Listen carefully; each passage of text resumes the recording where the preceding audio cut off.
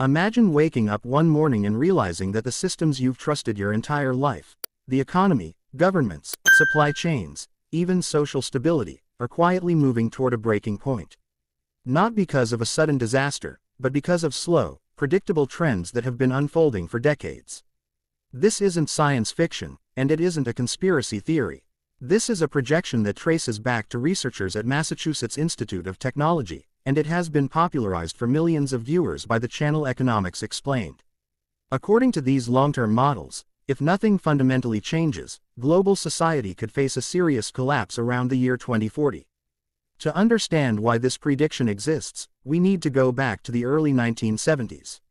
At that time, a group of scientists and economists were tasked with a simple but uncomfortable question: what happens if humanity keeps growing, consuming, and polluting at the same pace indefinitely? Using one of the most advanced computer simulations of the era, they built a model that connected population growth, industrial production, food supply, natural resources, and pollution into a single system. Instead of assuming infinite growth, the model treated Earth as a closed system with physical limits. What made this research controversial was not the idea of limits, but the timeline. The model showed that exponential economic and population growth would eventually collide with finite resources. When that collision happened, living standards would fall, industrial output would decline, food production would drop, and population growth would reverse. In several scenarios, this collapse didn't happen in some distant future, it emerged in the middle of the 21st century. For decades, critics dismissed these findings as overly pessimistic. Technology would save us, they said.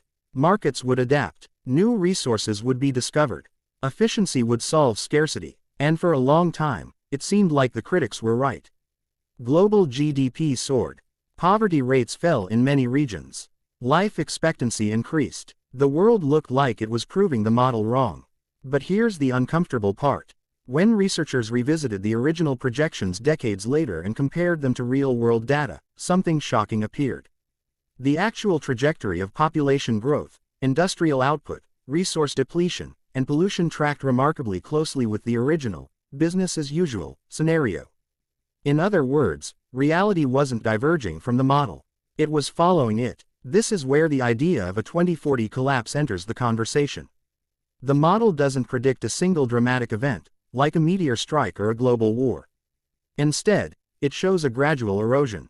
Industrial output per person peaks and begins to decline. Food production struggles to keep up as soil degrades and climate instability increases. Pollution accumulates faster than ecosystems can absorb it. Governments face rising costs and shrinking tax bases at the same time. The result is systemic stress across every major institution. Think about what you're already seeing today. Housing costs rising faster than wages. Young people struggling to build wealth. Supply chains breaking under pressure from pandemics, wars, and climate events. Governments printing money to stabilize economies, only to fuel inflation. These aren't isolated problems. They are interconnected symptoms of a system pushing against its limits. One of the most misunderstood aspects of this prediction is the role of technology.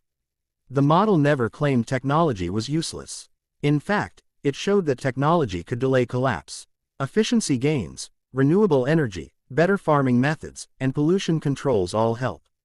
The problem is that efficiency alone doesn't change the underlying growth mindset. When production becomes more efficient, costs drop, consumption rises, and total resource use often increases.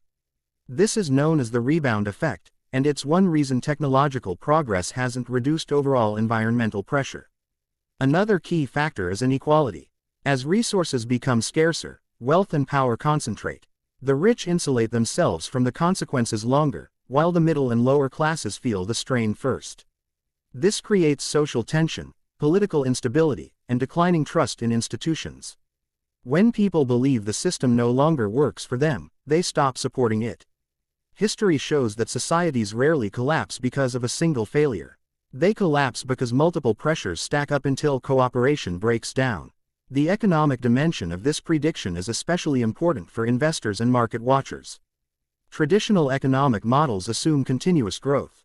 Stock markets are priced on future earnings expanding year after year. Pension systems depend on a growing workforce. Debt assumes tomorrow's economy will be larger than today's. If growth slows or reverses permanently, these assumptions fail. Suddenly, what looked like safe investments become fragile. This doesn't mean markets will vanish or money will become worthless overnight. Collapse in this context means declining complexity. Fewer goods available, less reliable infrastructure, lower average living standards, more frequent crises. Growth becomes harder to sustain, and economic volatility becomes the norm rather than the exception.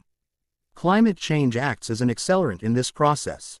Extreme weather damages crops, infrastructure, and supply chains. Insurance markets retreat from high-risk areas. Governments are forced to spend more on disaster response, leaving less for investment. Migration pressures increase as regions become less livable. Each of these stresses feeds back into the economic system, amplifying instability. So why 2040? Because that's roughly when several curves in the model cross critical thresholds. Resource depletion reaches levels where extraction becomes significantly more expensive. Pollution impacts health and productivity at scale. Food systems face compounding pressures from climate, soil degradation, and water scarcity. When these factors align, the system loses resilience. Small shocks create large consequences. It's important to understand that this is not destiny. The original researchers emphasized that their model was a warning, not a prophecy. The future depends on choices. Scenarios that stabilized population, reduced consumption, invested in renewable resources, and prioritized long-term well-being over short-term growth avoided collapse. But those scenarios required early, coordinated action. The challenge is that our political and economic systems are optimized for short-term gains. Election cycles reward immediate results. Corporations prioritize quarterly profits. Markets react to next year's earnings, not next generation's stability. This makes long-term systemic change extremely difficult, even when the risks are well understood. From an investing perspective, this raises critical questions. What assets hold value in a world of slower growth? How do you hedge against systemic risk? History suggests that real assets, diversified income streams, and resilience-focused investments outperform during periods of instability. It also suggests that over-leveraged systems suffer the most when growth stalls. But beyond investing, this conversation is about how we define success. If economic growth comes at the cost of long-term stability, then growth itself becomes a liability. A system that consumes its own foundations cannot last indefinitely. The model's most powerful message is not about collapse, but about limits. Ignoring limits doesn't remove them. It only makes the eventual adjustment more painful. What makes this prediction resonate today is how familiar it feels. The sense that everything is more expensive, more fragile, more polarized. The feeling that progress is harder to maintain. These aren't just cultural moods. They are measurable trends. Productivity growth has slowed. Debt levels have exploded. Environmental indicators continue to deteriorate. Yet there is still time to change the trajectory. Transitioning energy systems, redesigning cities, rethinking consumption, and redefining economic success are massive challenges, but not impossible ones.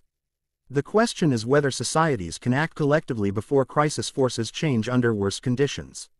The idea that society could face a major reckoning around 2040 isn't meant to scare you into despair. It's meant to shake complacency. Systems don't fail because no one warned them. They fail because warnings were ignored.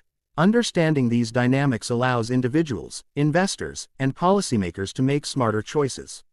As you think about the future, your investments, your career, your community, remember that stability isn't guaranteed by tradition or momentum.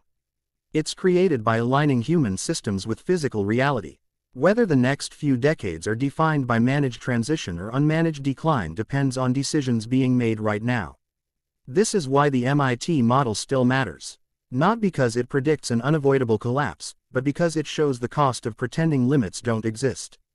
The future isn't written in code or charts. It's shaped by whether we choose short-term comfort or long-term survival. And that choice, more than any model, will determine what the world looks like in 2040 and beyond.